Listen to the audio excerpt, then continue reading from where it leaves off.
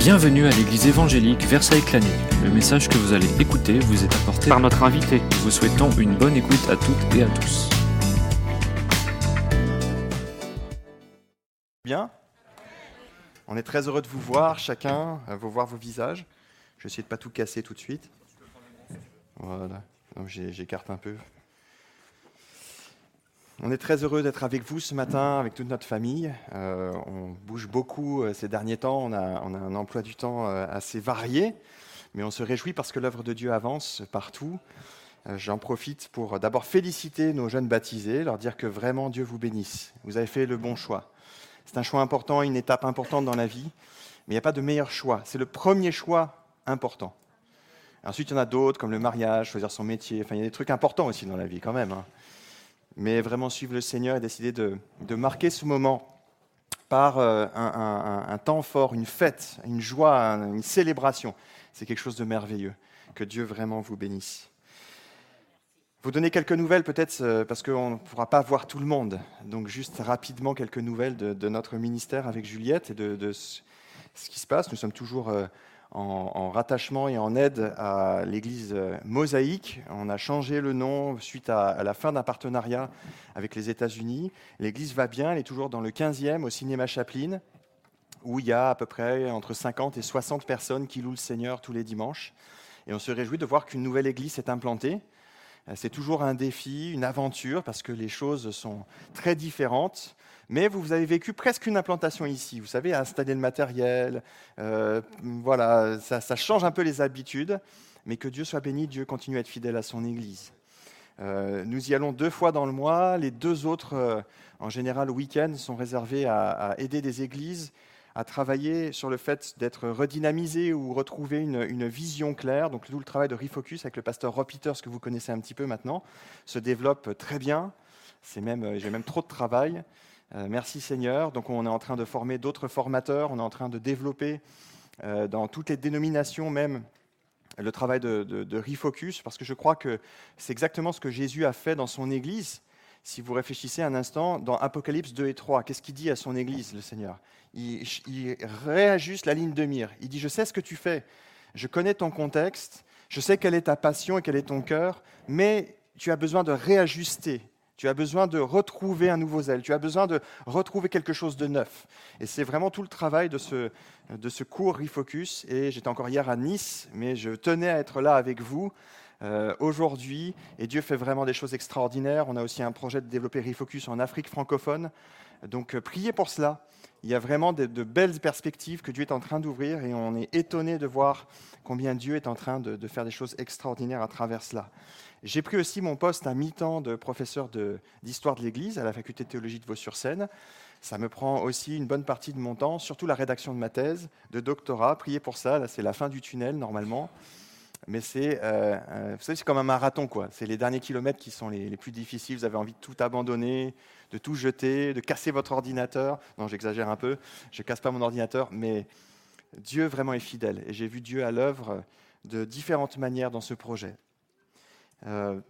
Tout se passe bien. Les étudiants sont là. Moi, je me réjouis de former des pasteurs, des missionnaires, des ministères de tous horizons. Dieu vraiment fait des choses belles, et vous avez au moins une étudiante qui est là et qui pourra donner témoignage. Ah bah oui, vous ne saviez peut-être pas. Hein. Il y a une étudiante de Vaux-sur-Seine ici. Vous ne saviez pas ? Si. Ah bah voilà, Déo, quand même. Ceux qui ne savaient pas. Comme tu es discrète, Déo, je te mets l'affiche. Que Dieu soit béni. Nous continuons aussi à développer une œuvre de conseil et de transition pour les ministères qui en ont besoin, les jeunes ministères ou les ministères qui rentrent et qui ont besoin d'un temps particulier de relation d'aide ou de conseil. Avec Juliette en particulier, donc c'est toute l'association Calme, on vous l'avait présenté. Ça se développe bien aussi, Dieu est en train de conduire les choses. On continue à se former, on continue à servir de tout notre cœur dans les créneaux que nous laisse notre emploi du temps. Mais Dieu est fidèle, amen. Dieu est fidèle et il fait des choses extraordinaires. Et c'est le thème que j'aimerais aborder avec vous. Pas que Dieu est fidèle, mais que nous avons besoin d'apprendre à servir Dieu malgré nos limites. Nous avons besoin de servir Dieu en acceptant que nous sommes nous-mêmes limités. Que quelquefois nous sommes insatisfaits de notre emploi du temps, de notre santé, de la situation, de ce qu'on voudrait faire, mais que Dieu n'a pas de problème en fait avec cela. Parce que, en fait, de vouloir servir Dieu parfaitement est la même tentation que Adam et Ève ont eue dans le Jardin d'Éden. On voudrait être comme Dieu.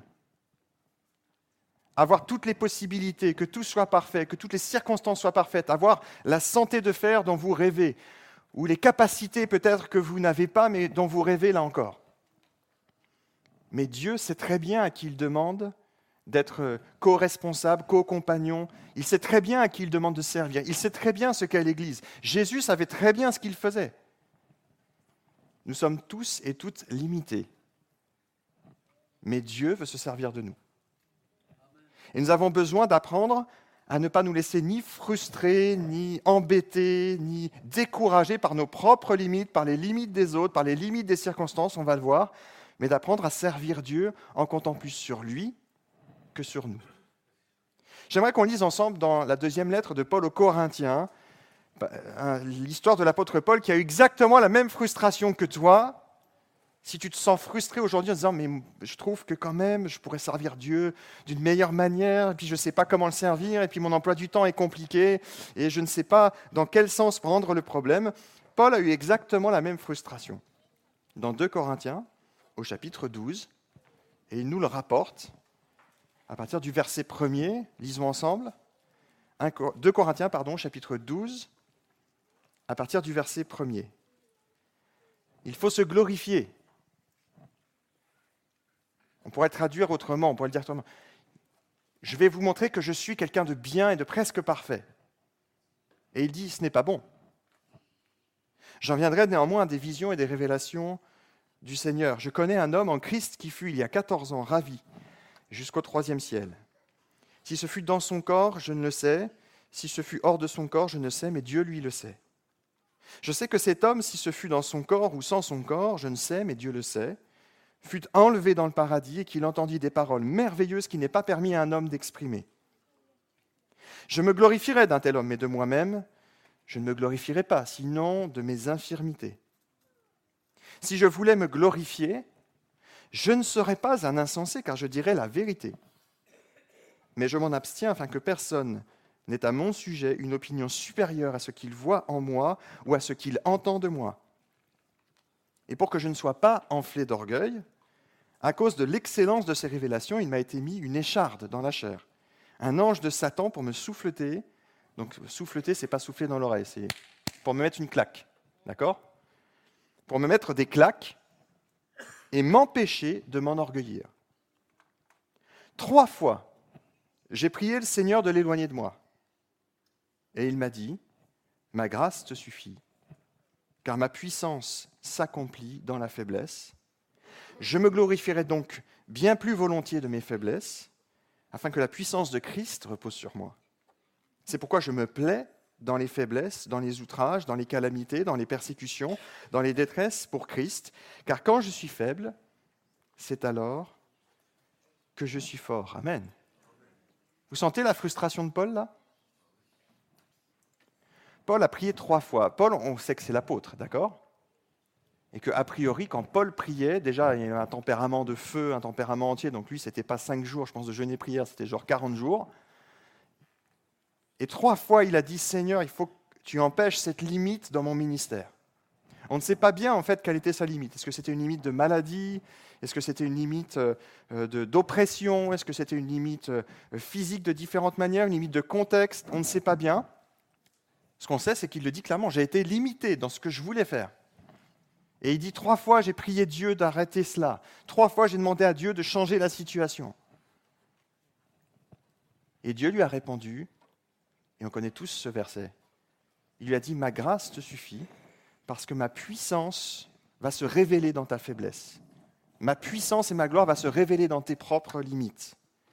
Et j'aimerais voir avec vous, justement, 2 pensées qui vont vous aider, premièrement, à éviter la tentation de vouloir servir Dieu parfaitement, qui peut se loger dans différentes choses, et deuxièmement, d'apprendre et de laisser le Dieu parfait se servir de moi, ou apprendre à servir Dieu malgré nos limites.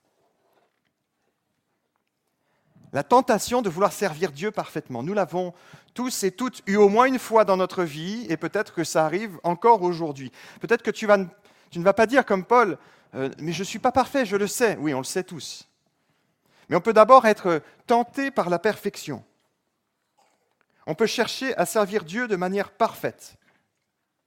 Il faut que ce soit excellent, parfait, sans erreur, pour que ça soit à la hauteur de Dieu.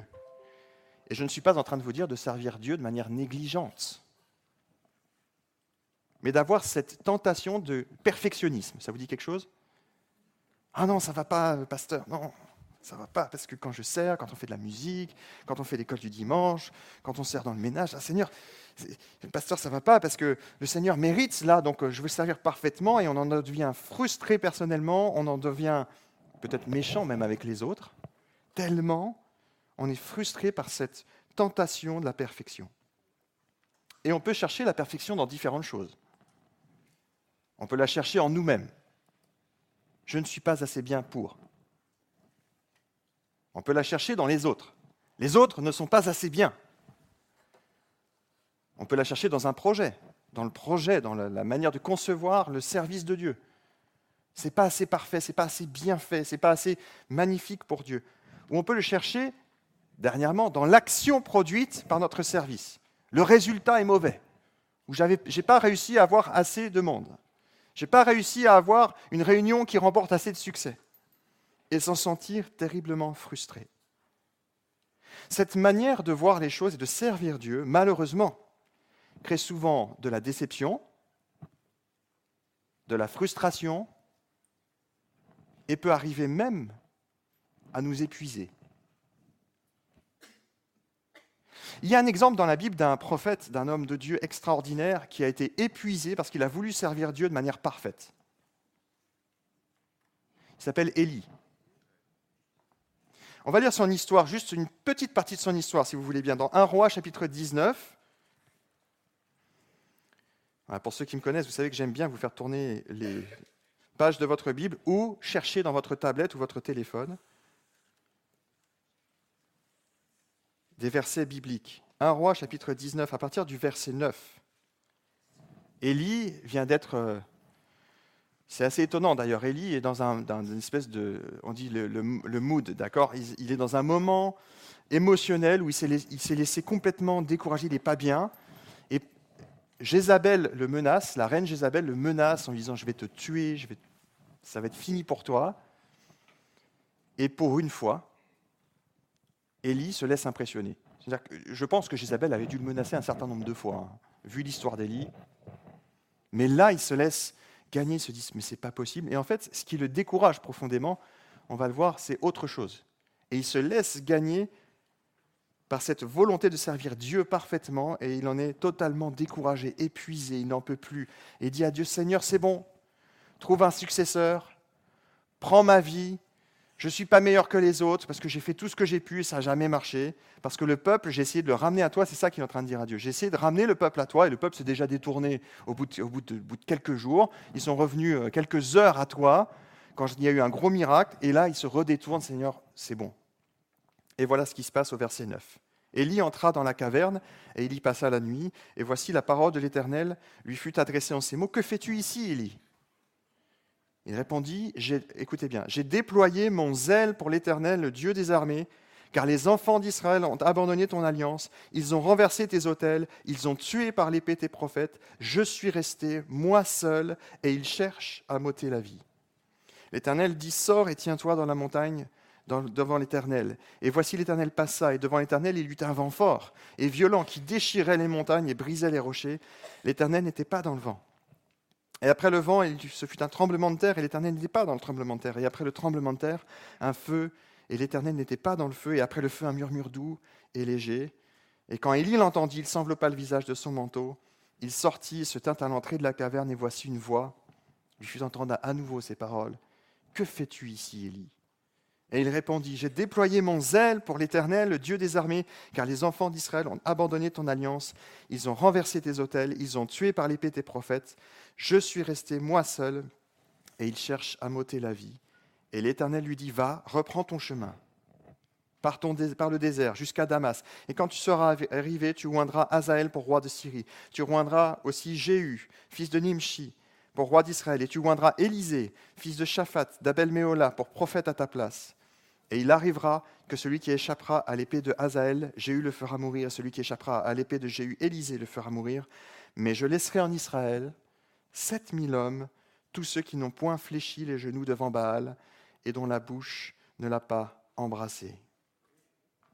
Je suis resté, moi seul. Vous comprenez la tentation dans laquelle est tombé Élie ? Il voulait servir Dieu parfaitement et il dit « J'ai déployé tout mon zèle, toute mon énergie, j'ai fait tout ce qu'il fallait et puis moi je suis resté fidèle et tous les autres sont restés infidèles. » Et le résultat, c'est vrai, c'est un peuple qui se détourne de Dieu. Parce que ce qu'il est en train d'expliquer, c'est que Jézabel n'aurait eu aucun pouvoir si le peuple lui-même d'Israël était resté derrière Élie. Mais ils sont repassés du côté du roi en place, Akab, et de sa femme Jézabel. Alors il dit, il cherche même à m'ôter la vie. J'ai essayé de faire quelque chose et je voulais un résultat parfait, et résultat, rien.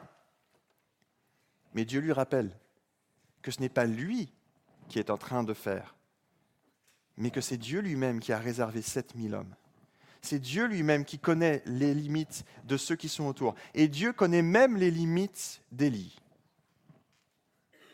Parce qu'Élie avait ses limites, mais il les avait oubliées en cherchant à servir Dieu parfaitement. La deuxième tentation qui peut venir, qui est une tentation aussi de perfection ou de perfectionnisme, c'est la tentation, ce que j'appelle de la facilité. Servir Dieu en se disant « Mais Seigneur, il faut que ce soit plus facile parce que quand même ça ne va pas. » Nous souhaiterions, enfin je souhaiterais, je vais d'ailleurs me mettre dedans, et vous allez réfléchir si c'est le cas, mais je souhaiterais quelquefois, et ça m'est arrivé régulièrement, de dire à Dieu « Mais Seigneur, s'il y avait une voie plus directe, plus facile, c'est trop compliqué, ça génère trop de stress, trop de complications, Seigneur, franchement. » Je peux vous le dire, c'est un vrai témoignage. Tout au long de mon parcours de thèse de doctorat que je suis en train de terminer, chaque fois je prie, je dis « Seigneur, quand même, si j'avais pu m'y mettre à plein temps, simplement, avoir rien d'autre. » Et chaque fois, le Seigneur me disait « Mais oui, mais si c'était trop facile, tu n'aurais plus besoin de moi. Tu t'attirerais les lauriers de tout ça. Tu dirais, ah, j'étais bien. Bon, Seigneur, oui, tu m'as aidé un petit peu. Mais quand tu es dans la difficulté, quand tu es dans la faiblesse, c'est ce que nous dit Paul, tu ne peux donner que la gloire à Dieu. Non, Seigneur, ce n'était pas possible, moi. Moi, ce n'était pas possible parce que cette voie était trop difficile pour moi. Mais c'est toi qui l'as fait. Nous pouvons passer de longues heures à demander à Dieu une voie plus simple, plus directe, plus facile. Même Jésus l'a envisagé. À Gethsémani, c'est ça qui se passe. Vous vous souvenez de la prière de Jésus ? Seigneur, s'il existe un autre chemin possible, un chemin plus direct, plus simple, plus facile, moins douloureux. Jésus a été tenté comme nous, il nous dit la parole de Dieu. C'est de comprendre que Gethsémani, vous savez, c'est comme dans les films quand on connaît la fin. Ça vous est déjà arrivé ? Et toi, c'est facile, il y a des choses qui se passent, mais c'est facile, il va gagner de toute façon. Mais c'est oublier que la tentation que Jésus n'a pas fait semblant, Jésus n'était pas un acteur, Jésus a vraiment été, à ce moment-là, tenté de tout abandonner, de dire, Seigneur, s'il y a une autre possibilité, je la prends. La tentation de la facilité, de dire, Seigneur, c'est trop, c'est au-delà de ce que moi je peux faire. Et il va se ressaisir en disant, mais Seigneur, c'est pour cela que je suis venu. Je sais qu'il n'y a pas d'autre chemin possible, donc je vais y aller. L'exemple de Paul est aussi tout à fait clair dans le passage que nous avons lu. Il aurait voulu que Dieu enlève cette difficulté, enlève cette écharpe dans la chair. Il a prié 3 fois, de tout son cœur, de toute son âme, et Dieu lui dit non. Ça vous est déjà arrivé d'avoir Dieu qui vous dit non ? Des fois, c'est douloureux. Hein. Moi, je vous dis, j'ai prié, j'ai dit Seigneur, j'ai trop de travail, c'est trop compliqué, et Dieu me dit non. Je n'ouvrirai pas d'autres portes. Seigneur, merci. Paul va devoir accepter le chemin que Dieu dessine pour son ministère et pour son œuvre. Et sur ce chemin, nous ne pouvons pas nous passer de Dieu. Et c'est pour cela que peut-être que tu cherches des chemins plus faciles pour toi, pour ton service. En disant, Seigneur, ça serait plus facile si ça se passait comme ça. Ça serait plus facile si j'étais plus ceci ou plus cela. Ça serait plus facile si la situation où les gens autour de moi étaient mieux. Mais Dieu te dit, sers-moi de tout ton cœur au-delà. Parce que c'est moi qui vais le faire. C'est Dieu qui nous conduit sur le rocher que l'on ne peut atteindre, dit le psaume 61. C'est lui qui le fait, pas nous. J'aimerais terminer par une dernière tentation pour clôturer cette pensée. On aurait pu en rajouter plein.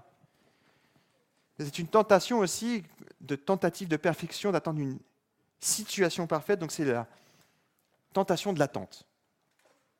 Ah Seigneur, non, ce n'est pas le moment. Pas maintenant, la situation sera meilleure pour moi, peut-être pour les autres, peut-être pour tel service. Vu les imperfections, je vais attendre que la situation s'arrange. Mais attendre la perfection risque de nous faire attendre longtemps. Je vous le dis, probablement, Jésus sera déjà revenu, même sûrement, Jésus sera déjà revenu. Mais Seigneur, j'ai attendu que... Oui, le Seigneur va te dire, bah oui, mais en attendant, sur cette terre, rien ne sera jamais parfait, parce que c'est la réalité de notre monde touché par le péché, que rien ne sera jamais parfait, que l'Église, malheureusement, n'est pas encore parfaite. C'est une réalité. Et nous serons parfaits quand nous serons auprès de Dieu. Je ne vous dis pas de ne pas chercher la perfection, attention. C'est deux notions différentes, vous comprenez ? Nous devons faire tous nos efforts, nous dit l'apôtre Paul, pour améliorer, pour chercher la face de Dieu, pour que l'Église avance, pour le servir de tout notre cœur. Mais attendre que les choses soient parfaites pour servir, alors là, attendre un bâtiment parfait, oui ? Non ? Non. Parce que le monde n'a pas le temps, les gens autour de nous n'ont pas le temps d'attendre. L'évangile de Jésus-Christ n'a pas le temps d'attendre. Et c'est pour cela que, si vous savez, je fais autant de déplacements pour aider des églises, c'est parce que c'est le discours que je leur dis. Je leur dis, focalisez-vous maintenant sur la mission de Jésus-Christ, faire des disciples. Nous n'avons plus le temps d'attendre.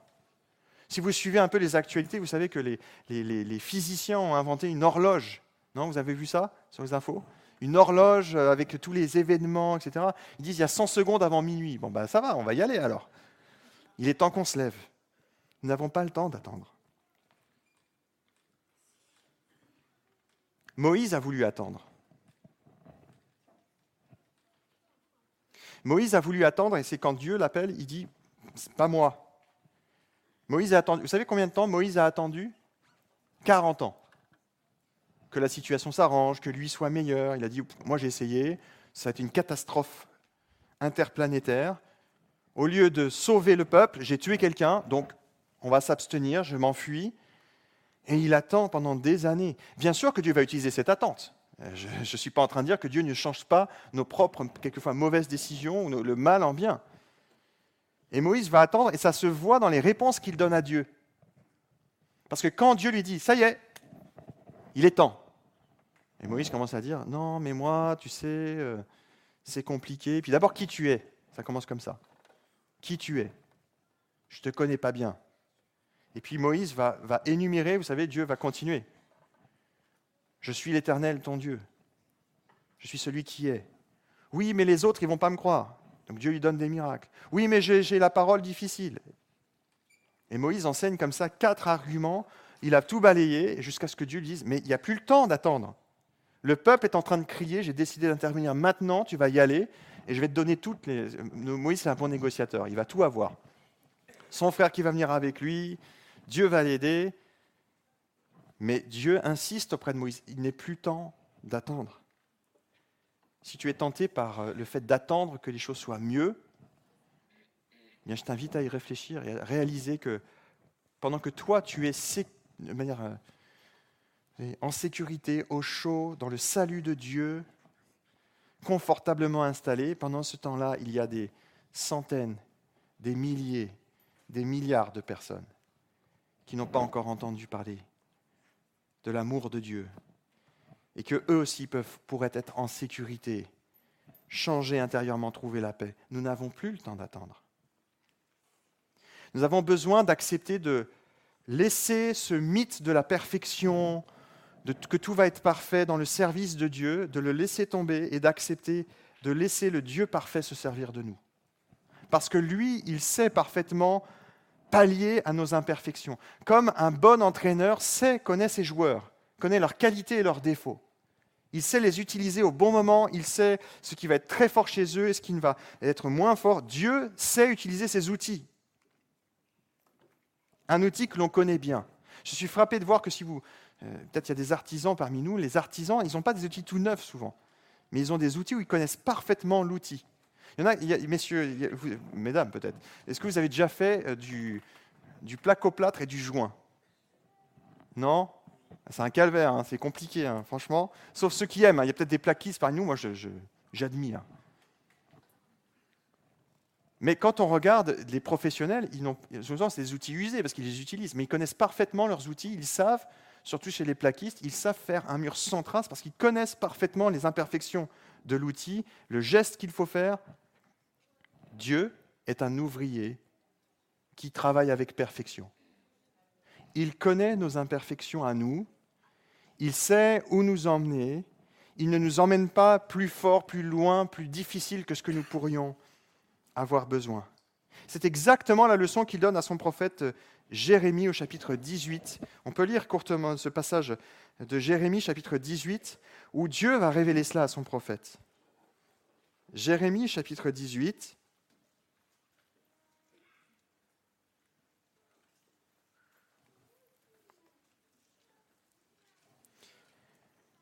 Et Jérémie dit ceci, la parole fut adressée à Jérémie de la part de l'Éternel en ces mots, « Lève-toi et descends dans la maison du potier, et là je te ferai entendre mes paroles. » Je descendis dans la maison du potier, et voici, il travaillait sur un tour. Et le vase qu'il faisait ne réussit pas, comme il arrive à l'argile dans la main du potier. Alors il en refit un autre vase, tel qu'il trouva bon de le faire. Et la parole de l'Éternel me fut adressée en ces mots. « Ne puis-je pas agir envers vous comme ce potier, maison d'Israël ?»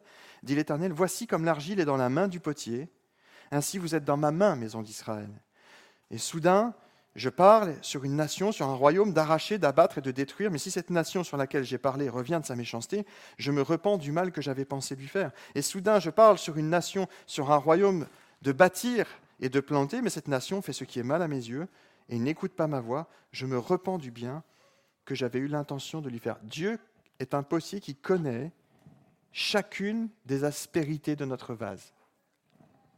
Il connaît les fêlures, il est capable de les reformer, de les guérir, de les transformer, mais il sait utiliser pour son œuvre des hommes et des femmes imparfaits. Et j'aimerais peut-être insister sur quelque chose qui frustre peut-être certains. Il sait aussi utiliser les hommes et les femmes qui ont peut-être des limites physiques. J'ai remarqué que quelquefois, on aimerait tous être des Superman, Superwoman qui dorment 1 heure par nuit, et on fait l'œuvre de l'Église, on est au travail, on est à la famille, on fait tout, on est en forme tout le temps. Et quelquefois, c'est compliqué de gérer le fait qu'on peut avoir des limites physiques qui sont là, de fatigue. Dire, Seigneur, j'aurais tellement voulu que tu m'aies fait autrement. Mais nous devons apprendre à servir Dieu avec cela. Parce que Dieu nous a créés avec ses limites, différentes pour chacun. Et Dieu n'a pas de problème avec cela. Parce que c'est ainsi qu'il fait un miracle extraordinaire entre nous. Souvenez-vous de ce jeune garçon qui vient auprès de Jésus et qui donne 5 pains, 2 poissons. C'était 3 fois rien pour le nombre, la foule qu'il y avait. C'était comme si Bercy était rempli. Vous imaginez Bercy? Bercy rempli d'hommes, de femmes, de familles. C'était rien. Mais lui, il est arrivé avec ce qu'il avait, en disant, c'est sûrement pas assez, mais je vais donner ce que j'ai. Souvent, nous avons la tentation de vouloir dire, Seigneur, attends, je vais aller préparer le pain avant, je vais multiplier les choses, et puis je vais te les donner. Non, donne à Dieu ce que tu es. Même si tu as des limites physiques, même si tu as des limites intellectuelles, que toi, tu dis, moi, je ne suis pas assez ceci, assez cela. Dieu veut se servir de toi, parce que lui, c'est un Dieu parfait, qui aime se servir des hommes et des femmes, qui sont certes imparfaits, mais il pallie à nos limites. Il fait au-delà de ce qu'on peut imaginer ou penser si nous lui donnons ce que nous avons. Nous avons besoin d'accepter aussi de laisser Dieu se servir de nous malgré nos erreurs. Et ça, c'est peut-être quelque chose de plus difficile. Apprendre ce Dieu qui est parfait à nous aider à le servir malgré nos erreurs. malgré nos imperfections. Parce que, désolé de vous le dire, slogan du jour, mais vous en êtes sûrement au courant, l'Église de Jésus-Christ sur cette terre, l'Église locale, l'Église des êtres humains n'est pas parfaite. Parce qu'elle est déjà, moi je suis dans l'Église. Alors comme je ne suis pas parfait, déjà, elle n'est pas parfaite. L'Église dans le ciel de gloire, l'Église spirituelle, là, elle est parfaite aux yeux de Dieu. Parce que c'est tout le travail que Jésus est en train d'accomplir. C'est de comprendre que Dieu peut aller au-delà de nos imperfections, au-delà de nos erreurs, parce que c'est un Dieu de grâce. La seule limite à cela, et c'est de bien comprendre cela, c'est que Dieu, par contre, n'approuve jamais une église qui se complaît ou des individus qui se complaisent dans leurs erreurs. C'est exactement le raisonnement de Gamaliel. Ça vous dit quelque chose, Gamaliel ? Un rabbin juif très connu de son époque. Il était là du temps de Jésus. Et alors que tous ses collègues rabbins s'énervent en disant « oui », dans les Actes des Apôtres, oui, les chrétiens, ils arrivent, c'est un nouvel enseignement, qu'est-ce qui va se passer ? Ils vont détourner le peuple de nous. Et Gamaliel, il les calme tous. Il dit, écoutez, si ça vient de Dieu, si c'est Dieu qui est derrière eux, même si c'est pas comme nous, imparfait, etc., ça réussira. Si ça ne vient pas de Dieu, alors là, ça ne réussira pas. Donc, ne vous mettez pas Dieu à dos. Ne risquez pas cela. Au-delà des imperfections, si ça vient de Dieu, au-delà des potentiels déséquilibres qui peuvent arriver dans beaucoup d'églises, si ça vient de Dieu, si Dieu agit dans l'église, si on est centré sur Christ, Dieu continue d'agir. Sauf si on se complaît dans nos erreurs. Et c'est le raisonnement de Gamaliel, il dit, si ça ne vient pas de Dieu, si Dieu ne peut pas approuver, ça s'arrêtera. Mais pourtant, nous avons besoin d'accepter que nos erreurs sont là, mais que la grâce de Dieu est suffisante. Ce Dieu parfait est suffisant pour combler à nos erreurs. L'exemple le plus net dans la Bible, si vous deviez en retenir qu'un, c'est l'apôtre Pierre, qui renie son maître. Alors que même le maître lui avait dit. Moi, je trouve qu'il n'y a rien de plus terrible. Pierre, toujours le premier à parler, il aime le Seigneur de tout son cœur. Et vous connaissez cette histoire. Mais même si tous ils t'abandonnaient, moi jamais. Et Jésus est obligé de... C'est comme si Jésus préparait déjà Pierre. Tu sais, Pierre, écoute, tu es jeune, tu crois tout savoir. Mais Pierre, en fait, dans quelques heures, tu vas me renier comme les autres. Et tu vas me renier pire que les autres. C'est ça qu'il est en train de dire, en fait. Tu vas me renier pire que les autres. Les autres, ils vont juste s'enfuir. Toi, tu vas me renier. Tu vas dire aux autres que tu ne me connais pas.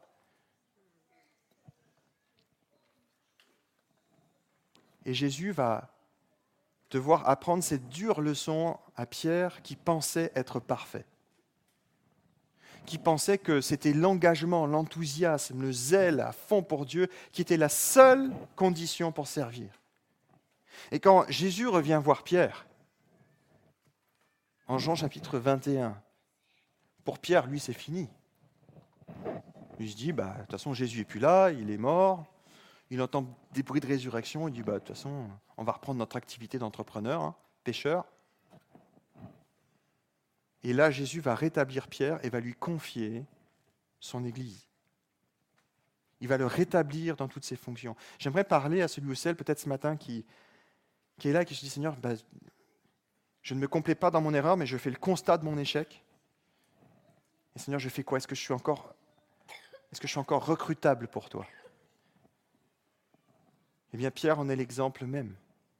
Jésus va le rétablir, va toucher son cœur, va aller pointer du doigt cette blessure qui est encore béante. Parce que alors que Jésus, et je ne vais pas rentrer dans un grand commentaire exégétique très précis des termes grecs, mais je pense que le texte n'a même pas besoin de cela en fait. Le texte nous dit clairement, Jésus, vous savez, pose 3 fois la question à Jésus, est-ce que tu m'aimes ? Jésus pose la question à Pierre 3 fois, est-ce que tu m'aimes ? En fait, ce qui se passe, c'est que Pierre, comme à son habitude, est là, et Jésus vient le voir et lui dit, écoute Pierre, on a besoin de parler là. On va avoir un tête-à-tête. Alors j'imagine Pierre, un peu pas très bien. Pierre, est-ce que tu m'aimes ? Oh Seigneur, tu sais que je t'aime. Il répond comme à son habitude, un peu vite, un peu sans trop réfléchir. Et puis Jésus insiste, une deuxième fois. Pierre, est-ce que tu m'aimes ? Ah, Seigneur, écoute, oui, je t'aime bien, je t'aime. Et le texte nous dit, Jésus redit pour une troisième fois, Pierre, est-ce que tu m'aimes ? Combien de fois Pierre avait renié Jésus ? 3 fois. Et là, je pense, c'est ce moment d'illumination, ce moment de Pierre la connecte et dit, ok, Jésus, tu es en train de parler de cette fameuse affaire. Je voulais l'éviter, mais en fait, 3 fois. Et le texte dit clairement, Pierre fut attristé de ce que Jésus lui demande pour une troisième fois. C'est-à-dire qu'il comprend. Il dit, ok Jésus, je vois de quoi tu veux parler. Et Jésus lui redit, Pierre, tu vas t'occuper de mon Église. Ça y est, c'est fini, je te pardonne. Jésus est celui qui restaure. Dieu est celui qui se sert de nous malgré nos erreurs. Il y a toujours une seconde, une troisième, une quatrième, une énième chance avec Dieu. Ne t'inquiète pas, parce que c'est un Dieu parfait qui veut se servir de toi. Il sait que tu commettras probablement des erreurs. Il te demande juste de revenir à lui, de lui demander pardon et de dire « Je suis prêt à te servir à nouveau ». J'aimerais terminer par une dernière pensée. Apprendre à servir Dieu quand on est dépassé par les événements. Dieu nous conduit quelquefois dans des situations qui nous dépassent, où nous nous sentons incapables. Seigneur, ça va trop vite, c'est trop compliqué, il faudrait que ça aille moins vite, Seigneur, ralentis. Mais comprenez ceci, c'est que c'est Dieu qui tient l'histoire de nos vies, l'histoire de l'univers entier entre ses mains. C'est ce que dit le texte d'Hébreux 1. Jésus tient l'univers entier, les lois de l'univers entier, les nombres de possibilités entre sa puissance, entre sa parole puissante. Ne pourrait-il pas être aussi aux commandes de nos petites vies, désolé. On peut se sentir dépassé par des circonstances, dire au Seigneur à nouveau, Seigneur, ce n'est pas le moment, Seigneur, ce n'est pas maintenant, Seigneur, est-ce que tu sais vraiment ce que je suis en train de vivre ? Mais Dieu veut se servir de nous au-delà des circonstances, au-delà des événements qui nous dépassent, même si ça nous semble un projet trop gros. Et je vous invite à être rempli de foi pour aussi l'avenir de cette Église. Régulièrement, on échange avec Fabien, et je sais que vous avez des grands défis, des défis locaux, des défis de croissance. Mais Dieu, je vous invite à avoir cette foi dans ce Dieu qui, même si l'événement vous paraît vous dépasser, Dieu est celui qui veut conduire son Église d'une manière parfaite, extraordinaire. Parce que sinon, ça veut dire que c'est vous qui conduisez l'Église, et c'est plus Dieu qui conduit l'Église. On est d'accord ? Parce que seul lui peut le faire. Nous avons besoin de lui faire confiance, d'avoir foi plus en lui qu'en nos propres forces. C'est ce que David a fait face à Goliath. Oui ? Il n'avait aucune chance. C'est ce que tout le monde lui dit, gentiment. Hein. Écoute, lui, quand même, c'est un membre du GIGN. Toi, tu as fait de la lutte à l'école.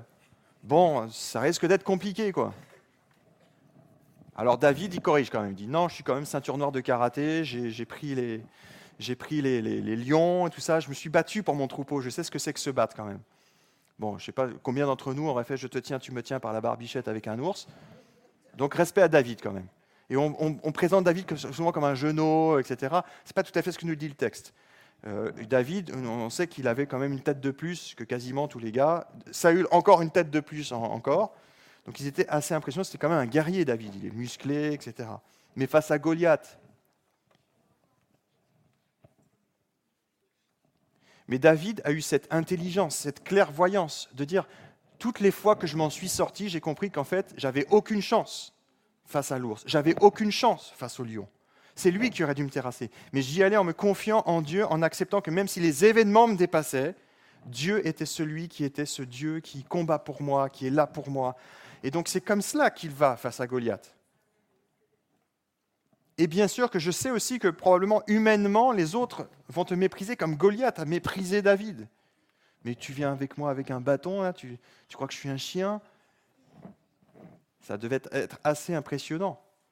Parce qu'on n'imagine pas trop, mais il y avait les armées qui étaient derrière. Goliath, le maudit de tout ce qui peut le maudire avec des imprécations. David était sûrement... Mais David, il va avec la foi en Dieu, il dit, les événements me dépassent, mais Dieu est là.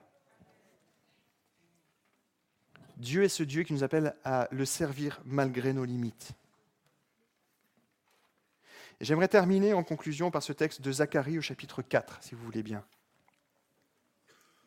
Parce que Zacharie a fait le même constat. Seigneur, est-ce que c'est possible que tu fasses quelque chose pour nous, possible pour le peuple d'Israël?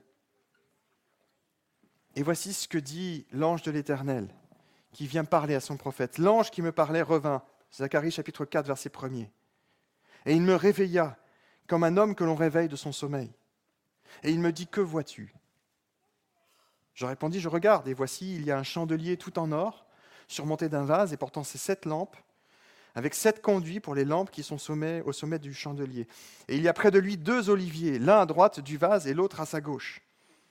Et reprenant la parole, je dis à l'ange qui me parlait, « Que signifient ces choses, mon Seigneur ?» L'ange qui me parlait me répondit, « Ne sais-tu pas ce que ça signifie ?» Je dis, « Non, mon Seigneur. » Alors il reprit et me dit, « C'est ici la parole que l'Éternel adresse à Zorobabel. Ce n'est ni par la puissance, ni par la force, mais c'est par mon esprit, dit l'Éternel des armées. Qui es-tu, grande montagne? Devant Zorobabel, tu seras aplani.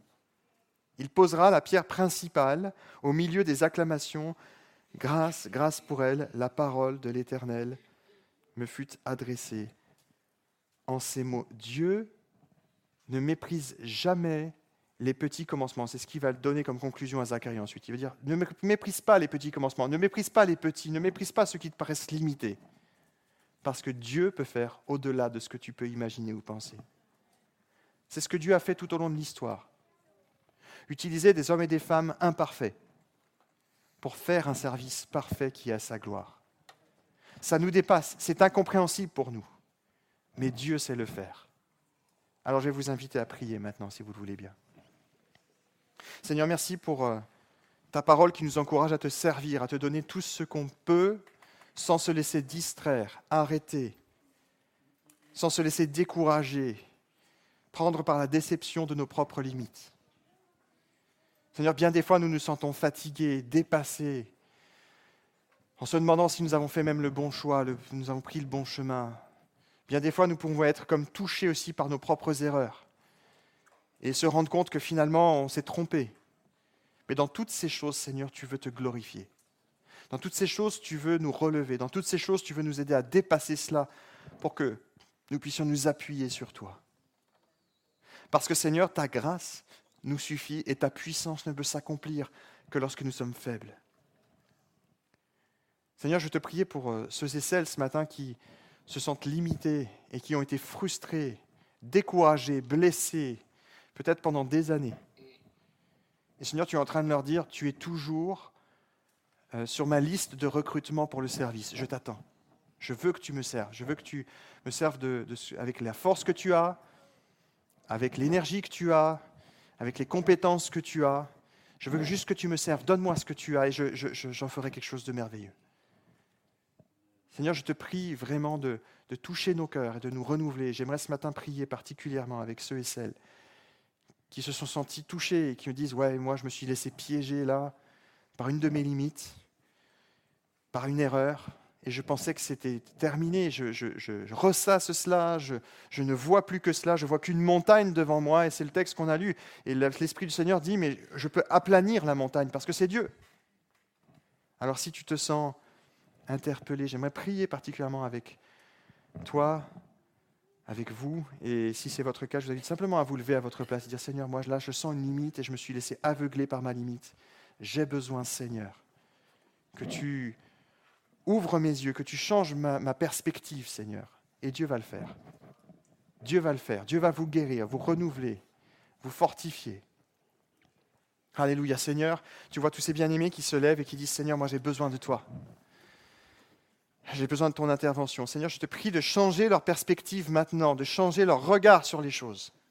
Que par ton Saint-Esprit, véritablement, ils puissent découvrir qu'ils n'ont plus besoin de se battre. Ils n'ont plus besoin de lutter. Ils ont juste besoin de placer leur foi, leur confiance en toi. Et de dire, Seigneur, je connais mes limites physiques, les limites des circonstances. Seigneur, je connais peut-être même les erreurs que j'ai commises. Seigneur, si j'ai commis des erreurs, je veux te demander pardon. Je veux être devant toi en te demandant de me pardonner. Et maintenant, je veux que tu m'utilises, Seigneur, parce que tu es celui qui utilise au-delà de nos limites. Seigneur, c'est la marque de ton œuvre, c'est la marque de ton Saint-Esprit, c'est la marque de ce que toi tu fais. Tu fais quelque chose de parfait avec des gens imparfaits.